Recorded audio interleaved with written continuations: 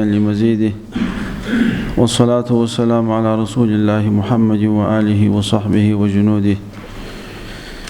أما بعد، فأعوذ بالله السميع العليم من الشيطان الرجيم. بسم الله الرحمن الرحيم.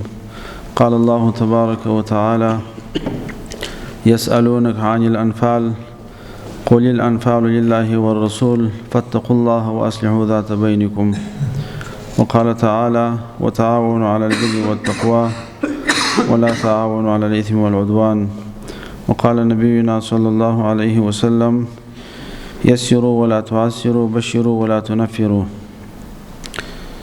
قدرمنو مجاهدینو، علماء کرامو، د اسلامي امارات غازیانو، الله جل جلاله مو ټولې قربانۍ او ستړیاوې او جهادي خدمتونه قبول که او پر راتګ مو خوشحاله سو، په لیدلو مو خوشحاله سو، او که مو څه انتظار زیات کړی د هغه معذرت غواړم. هلته یو بل مجلس کې مصروف سولو، نو الله تعالی جل جلاله دې وکړي چې خفه سوي نه یاست. زموږ ستاسې د ننني مجلس هدف او مقصد دا شی و چې تعارف مو سره واوسي، سره وپېژنو. که کله بعضې چارې داسې وي چې زموږ چارې تر تاسې پورې ارتباط پیدا کړي یا ستاسې چارې تر موږ پورې ارتباط ولري، نو معرفت به مو سره یې چې دا پلانکی د پلانکی ولسوالۍ د امنیه قومندان دی. نو اصلي مقصد د مجلس هغه تعارف دی چې زموږ ستاسې تعارف سره وشي. خو دغسې موقع نو بیا په دې ښیي چې په عین حال کې یو څه مذاکره هم وشي. دا خو د دې ځای نه دی. الحمدلله ټول علماء کرام یاست، مشران یاست، تجربې لرئ چې موږ تاسې ته اوس یا توصیه کوو یا نصیحت درته کوو. دا صرف یو علمي مذاکره ده. علمي مذاکره خو انشاءالله ګټه او نتیجه یې ښیي. نو معاون صاحب و ابراهیم مولوي صاحب محترم و امیر امنیت صاحب د هغه جریانات چې ضرور به ویل، صرف یو څو خبرې لنډې کول غواړم. هغه دا چې د امنیه قومندانۍ چې کوم مسؤلیت دی، هغه مسؤلیت د ملګري باید پوره متوجه شي.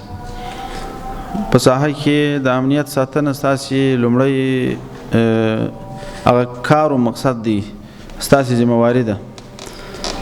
هلته که چکپین لرئ، هلته که اتاق د مجاهدینو یې، نو هلته که ګزمه لرئ، او که په ساحو کې د نامې شو سلسله یې، او کوم د خپل کشفي ارګانونه په کار اچولي، دې چارو ته باید پوره متوجه شي. په هغه ساحو کې که داسې یو مشکل راځي ستاسې مربوطه ساحاتو کې چې هغه امنیتي ستونزه یې، هغه جوابګوی تاسې یا ستاسې څخه پوښتنه کېږي چې ولې دا مسله داسې وسوه. نو امنیتي چارو ته ډېره توجه وکړئ. الحمدلله داسې خاص پیښه خو مو نه ده اورېدلې. نو مخکې تر دې چې یو پلا پیښه وسي، بیا سړی وروسته امادګي نیسي. د هغه نه مخکې دا چې د هغه تر رفع اسهله ده. اوس چې سړی ورته متوجه شي د پسرلي موسم دی، دا د اسلام دښمنان تبلیغات خو کوي، الحمدلله څوک یې په وسه نه دي، خو بیا هم چې موږ تاسې پوره کوشش چې توجه مو خپل کار ته وي، انشاءالله نتیجه به یې ښیي. دویم شی چې ډېر ضرور دی هغه دا دی چې ستاسې و د ولسوالیو د استخباراتو او د کلي اردو مربوط چې هلته څوک یا کنډکي یا لیوایي، د هغو په مابین کې ښه تفاهم و هماهنګي ضرور ده. دغه یو جریان چې دا د استقلال خبرې په هغه ځای کې ډېر کار سره بې خوند دی. الله پاک د اختلاف په صورت کې بیا نصرت پورته کوي.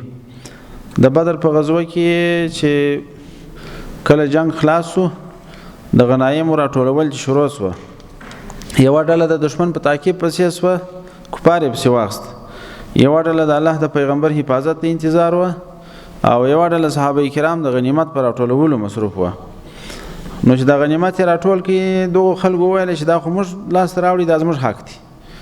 هغه نور وویله چې کفار خو موږ پسې واخیستله، موږ باید در سره شریکان سو. دا څوک چې د الله د پیغمبر په شاوخوا راګرځېدلي وه، هغه وویل چې موږ خو هم داسې په یو کمزوري کار نه واخته، د الله د رسول حفاظت ته متوجه وو، موږ هم در سره شریکان یو.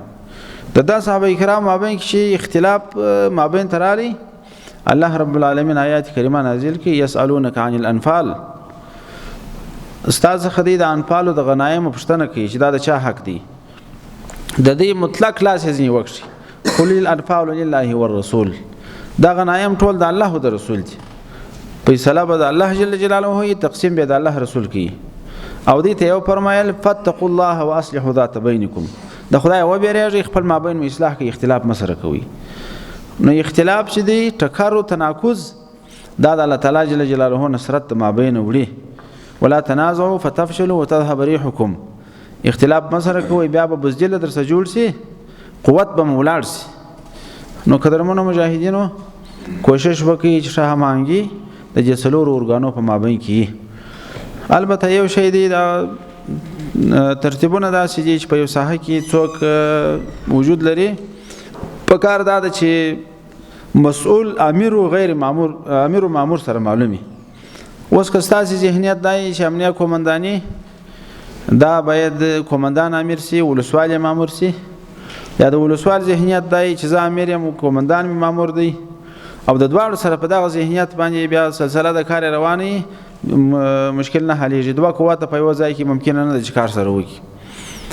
نو اصول خو په ټول افغانستان کې دا دي چې حاکم د منطقې ولسوال دی، قومندان یې ماتح دی. نو که دغه سلسله تاسې عملي کړئ ډېر به ښه شي. او که بیا درته ګرانه یي، تاسې باور وکړئ زه چې دلته رالم دا مې په ذهن کې جوړه کړې وه، دا د کابل قومنداني مستقله ده، د رئیس الوزرا فیصله ده، موږ فیصلې ته احترام لرو. خو دا مې په ذهن کې سره جوړه کړې وه، امیرالمؤمنین صاحب ته مې هم دا خبره وکړه چې دغه د استقلال په صورت کې به ما او قومندان صاحب څنګه سره وچلیږو. نو خو زموږ د دې چارې سره تړلې دي. یو سړی راځي شکایت وسي، شکایت چا ته راځي؟ کوم د چا د نیولو اړتیا یې، نو قومندان چې ځان ورنه لرم څنګه دا مشکل حل کړم؟ هغه راته وایي چې ته ولاړ شه کابل ته، بیا به دا مسله هلته وڅېړې، که مشکل و بیا به معلومات سره وکړو. بیا مې په ذهن کې دا جوړه کړه چې مشرانو تکلیف نه ورکوم، د حمزه صاحب محترم سره مجلس کوم. که داسې و چې دی مستقل و، باور وکړئ دا مې سم د په زړه کې فیصله کړې وه، زه به ورته وایم چې وروره زه چې مامور یم ته مې امیر شه. داسې زه نه کوم چې ما دلته دوه قوته نه چلېږي، دوه استقلال. دا مې په زړه کې فیصله کړې وه. الله پاک دې ته اجر ورکړي، ډېر یو مسلمان مجاهد دی، ډېر خدمتونه او زحمتونه یې وړي دي. په ډېر اخلاص یې وویل چې دوی چې هر څه فیصله کړې ده، خو زه په پوره اطاعت کې یم، چې څه وایه بس امر کوه. 3 وارې په تکرار راته وویل چې دا زموږ چې کومه دغه راځي عاشه او ماهانه او شی راځي، موږ ته یې مستقل راکړي، دا به د ولایت د خواص کومال نه، چې څه ترتیب دې روان کړی دی، که د پرامینو غوښتنه ده، که خپل معاشات دي، هر څه چې څنګه چلېدلی هغه چلېږي. خو دا مې ورته وویله چې په ټول کابل کې والي هم یې، قومندان هم یې، والي هم یې، چې څه چې کوله زما درته اجازه دغه کوه، بیخي خبره نشته. د ده د خوا هم دغسې ګزاره. نو چې دغسې تفاهم په مابین کې باور وکړئ چې هېڅ مشکل به نه راځي. په ننګرهار کې زه والي وم، د ولایت وروسته قومندان شوم، مزمل حاجي صاحب والي شو. خو داسې په ورځ په تعریفي مجلس کې ټولو ته وویل، ولسوالانو او قومندانانو ته چې څه صلاحیت زما دی، هغه د شیخ صاحب هم دی، داسې ورته ویل. او داسې خپل مالیه راوغوښتې، ورته ویل چې څه اجرات زه کوم، او د ده چې څه پارچه راځي هغه به نه ردی، په ژوند به نه ردی، چې زه دلته یم، دی به په دغه صلاحیت لري لکه زه چې لرم. او تاسې باور وکړئ در مخه والي وم، وروسته ولایت قومنداني دواړه را د غاړې وه. الله جل جلاله په خپل پروګرام کې کامیاب هم کړو، یو ذره مشکل مابین کې نه دی راغلی، چارې مو ښه مخته لاړې. نو تاسې هم داسې ګزاره سره وکړئ په ولسوالۍ کې، تاسې ولسوال صاحب په ښه تفاهم باندې داسې څه باید وانه ورو چې قومندان وایي زه مستقل یم، ولسوال وایي زه مستقل یم، دا چارې سره تقسیم کړي، یو طرف د چارو تاسې ونیسي، یو طرف د چارو ولسوال ونیسي. دغسې هغه کنډک د کلي اردو چې هلته شته، که کله ورته اړتیا و هغه هم په کارو کې تفاهم در سره کوي، کله کله ګډ مجالس سره کوي، د استخباراتو مدیریت چې دی هغه هم باید په تفاهم کې، په اطاعت کې. نو بیا به مو انشاءالله په ساحاتو کې مشکل نه راځي. الله پاک دې اجر درکړي. دغه مو د سجدي غوښتنه ده، او نوره د ظلم په حواله چې دې خبره وکړه، نو دغه کشران مجاهدین چې کنټرول سي، دغه د ننګرهار 2 واقعې درته وایم. د یوې ولسوالۍ قومندان یو سړی پار تور چې نیولی و، وهلی و مړی کړي. نو هغه قومندان ما پیژندی، فدایي مجاهد و، او هغه داسې مجاهد و چې په داخلي شپو کې داسې یو فاتحانه انداز باندې کار وکړي. 300 مجاهدین پر یو غټه کلا باندې جنګېدلو، ټول شاته سوله، دی هغه برج ته یوازې ورختلی و، پر ټوله یې غږ وکړي چې راسې منطقه مې نیولې د مزي. دا قهرمان مجاهد په دې کې دغه سو بدنامه سو چې سړی یې مړ کړي، هېڅ داسې یوازې زموږ سره نه وه چې خلکو ته وایي، عذر نه و را سره. خو دغه مړي چې مو ولیدې ټول بدن یې تک شین و، نو بیا مې هغه کومندان ونیوی بندي مې کړي د ټولو ملګرو سره کابل ته مې راولېږي د بلې ولسوالۍ کومندان دا هم داسې چاره یې وکړله یو سړی د غلا په تور راوستی ویې وهي سار ځنې مړ شو نو چې مړ شو بیا دا کومندان هم بندي شو دا چرکۍ مجاهد و د ننګرهار په مرکز کې د ده په اندازه به هېچا دا ایشان نه یې وژلی دونه د ایشانو قاتل و خو دې کې یا دی بدنامه سو بندي سو هغه حیثیت یې هم لاړی یا جهاد یې هم سره خراب سو ولس هم ځینې ناراضه سو او بل دغسې اعمال از موږ ستاسې د ادعا سره هم ډېر ټکر لري چې موږ ستاسې خلکو ته وایي چې پر تاسې به ظلم نه کېږي ستاسې به احترام کېږي ستاسې پر سر به لاس تېروو 20 کاله ځورېدلي یاست نو د خپل د وزیرانو د امیرالمؤمنین صاحب او د رئیس الوزرا او د ولایت او د قومندانۍ د دغه وعدو احترام زموږ ستاسې کار دی چې وکړو که موږ ښه وچلېدلو نو بیا به د خپلو مشرانو د وعدو احترام کړی او خدای مکړه که مکشران کنټرول نه وه بیا به په دې میدان کې ناکام یو او د امیرالمؤمنین صاحب دا یو نظر هم درته وایم په داسې یو مجلس کې ټولو مشران ناس ورته وویله داسې یو ګوته ورته وښورول ګورئ ظلم مه کوئ که هر چا باندې ظلم ثابت سو ما ته دا خبره ثابت سو چې پلانکي ظلم کړی دی په والله که په ټول وخت کې بیا په مسؤلیت کې راسره راسي ظالم سړی زه نه پرېږدم په نظام کې نو قدرمنو د خپل کشران ښه متوجه کړي نو په خپل مابین کې تفاهم او خپل نظم او امنیت ته ښه متوجه کېدل او په چارو کې مشوره سره کول کم مکتوبونه لکه شاه ملګري درته وویله چې درځي اجراءاتو ته جدي توجه کوي دا څه صلاحیت چې لرئ کم مسؤلیت چې درکړل شوی دی په هغه کې پوره واکمن یاست په جرأت باندې اقدام کوئ مه د چا څه متاثره کېږئ مه د چا څه بیریږئ موږ شاته ولاړ یو البته چې دا څه مو د اصولو او د شریعت سره برابر وي الله پاک مو نصرتونه وکړه نو بیا که څه خبرې او څه ضرورتونه وه د مانځه نه بعد بیا په هغه باندې بحث سره وکړو اوس مانځه ته 15 منټه پاتې دي مجلس په بحث کو په دغه ځای باندې خیر دعوانا الحمدلله رب العالمین